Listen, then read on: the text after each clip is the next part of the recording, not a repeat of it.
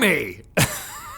What? You want my home address like I'm inviting xvideos.com over for a cuppa when a bloke's just trying to have some quiet time to himself? Come off it! The UK's Online Safety Act has officially gone into effect, requiring platforms that allow pornography to have strong age checks, a phrase that describes almost anything other than asking users to check a box if they're over 18, although I like to imagine that worked for someone. According to UK regulator Ofcom, age verification pop-ups are now the first thing displayed to UK users on not only around 6,000 adult websites, but on every major platform with adult content, from Reddit to Twitter for anxious people. Okay, but how do they verify user ages, especially when many British children sound like tiny lords and ladies? Mother, I'm off to a cricket match with John.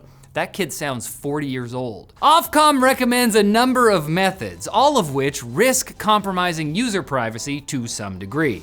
In a completely unrelated development, there was a massive spike in searches for VPNs in the UK this week, leading to concerns that many moppets, boppets, and chavs will install free VPNs that are unsafe, potentially setting many gooners up for a rude awakening. Now, the BBC reported that platforms can't encourage the use of VPNs to get around the checks. But this smart guy noted that Ofcom's language indicates this is only true for child users. So it's still okay to encourage VPN use for adult users. So you just have to make sure it's an adult user, and then you can tell them to use a VPN to get around the thing that will make sure it's an adult user.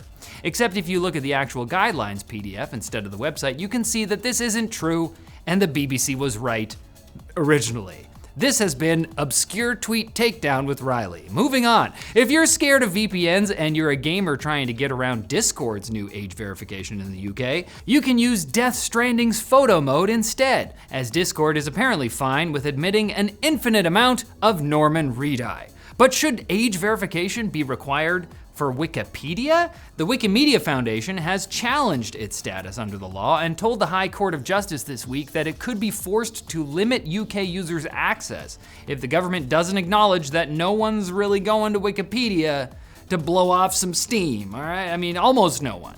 I'm sure there are some hidden gems in there. Seems like at the very least, the government might have to respond to this UK petition to repeal the Online Safety Act, which blew past its goal of 100K signatures as the tidal wave of age check pop-ups started to hit.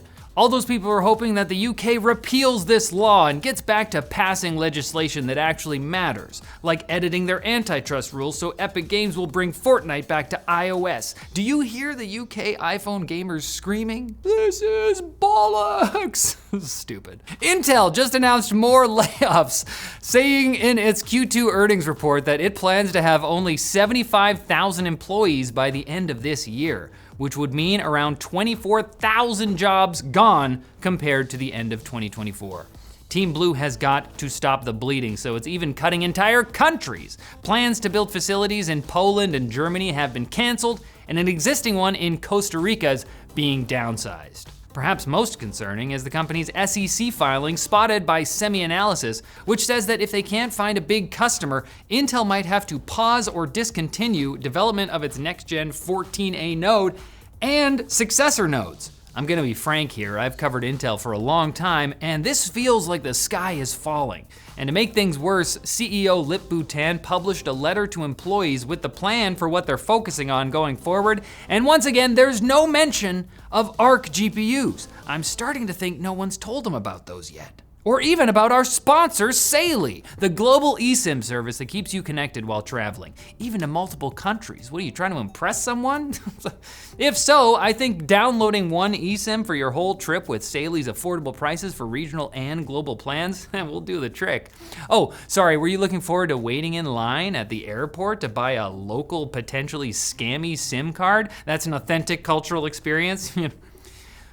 You do you. Saily eSIM plans are compatible with most iOS and Android devices, and if yours isn't compatible, you'll get a full refund with chat support available 24/7. Get an exclusive 15% discount on Saily eSIM data plans. Just download the Saily app and use code TechLink to checkout.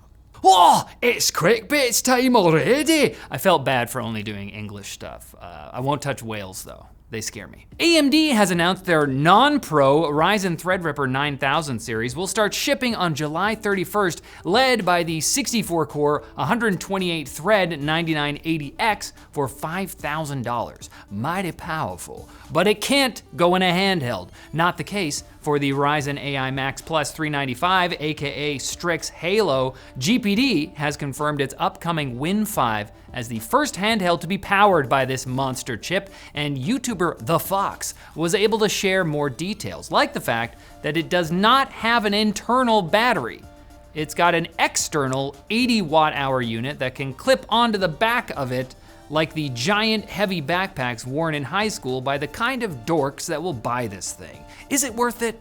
I'm kidding, I wanna see it. I am dork. Dork me. Apple has launched AppleCare One, a new $20 a month subscription that can cover up to 3 Apple devices, including ones you already own, as long as you take them to an Apple store to verify that they're in good condition. As far as device insurance goes, it's not bad, but as his Gurmulousness Mark Gurman points out, the vast majority of people will pay $240 a year for the next several years and never use it. But that's new income that Apple will desperately need to replace all the revenue from third-party iOS apps that the EU is blocking them from collecting. Evil EU, bad! Apple will be saved by all the maniacs who insist on using their phones without a case. The founder of the Pebbles smartwatch, Eric Migakovsky, has confirmed that the new Pebbles his company has been working on will be called Pebbles, which is good because everyone was already calling them Pebbles, and Pebble rolls off the tongue so much better than the new smartwatch made by the Pebble guy, or its previous official name, the Core 2 Duo. We already had that. Migakovsky secured the rights to use the Pebble name once more, so it's now the Pebble 2 Duo. The remix. Reawakening. Pebble 2 Duo again. Just some ideas. And OpenAI will probably release GPT-5 in August, according to Tom Warren at The Verge, based on his own sources, but it also lines up nicely with things Sam Altman has said recently, and with the fact that references to GPT-5 were spotted in code for Microsoft's Copilot assistant, which is getting an appearance mode where it shall reveal its true form to you. A tiny, slightly unevenly shaped blob. Sounds about right. But maybe it won't stay that way. The CEO of Microsoft's AI subsidiary predicts that AI assistants may soon age like an organic being and maybe even have a room that it lives in. Maybe when it grows up a bit, it can graduate from being a formless CGI blob to controlling the new R1 humanoid robot from Chinese company Unitree, who once again couldn't resist having like the second thing its consumer marketed robot does in its launch video, be punching and kicking. Unitree, hi, this is like the one thing we're hoping the friendly daily life robots don't do. They're all punching and kicking. They're not listening. They're having a good time. I don't want to interrupt. But hey, feel free to interrupt me on Monday by clicking on the next TechLink video when it goes up on that day. I won't be doing anything. I'll just be sitting right behind the thumbnail waiting. Maybe I should be working on my kung fu.